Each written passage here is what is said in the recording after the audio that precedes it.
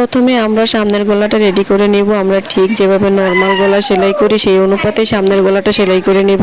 আমরা সবাই জানি যে কোনো কলার লাগানোর জন্য পিছনের গলা আমরা কাটিং করি না, হালকা একটু আধা ইঞ্চি কাটিং করে থাকি। গলার জন্য আমরা যে বক্রমটা কেটে নিয়েছি সেটা কাপড়ের সাথে সেলাই করে সেট করে নিয়েছি।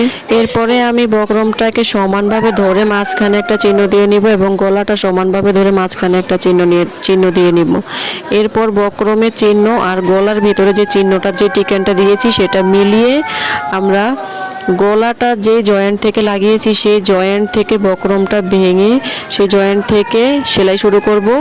ওই পাশে জয়েন্ট থেকে এই পাশে জয়েন্ট পর্যন্ত সেলাই করে আসবে। তোমরা ভিডিওতে যেভাবে দেখেছো যদি একটু খেয়াল করে দেখো তাহলে সবটাই বুঝতে পারবা। আমি এত ভালোভাবে তোমাদেরকে বোঝাতে পারি না, এরপরও যতটুকু সাধ্যের ভিতরে ছিল বোঝানোর চেষ্টা করেছি। একটু খেয়াল করলে বাকিটা বুঝতে পারবা। গলার যে খালি জায়গাটুকু শুধু সেই জায়গাটুকুই আমি বক্রমের সাথে সেলাই করে নিব, বাকি বক্রমটা আমি সেলাই করব না, এমনিতেই রাখবো। শুধু এতটুকু সেলাই করে মেশিন থেকে বের করে নিব।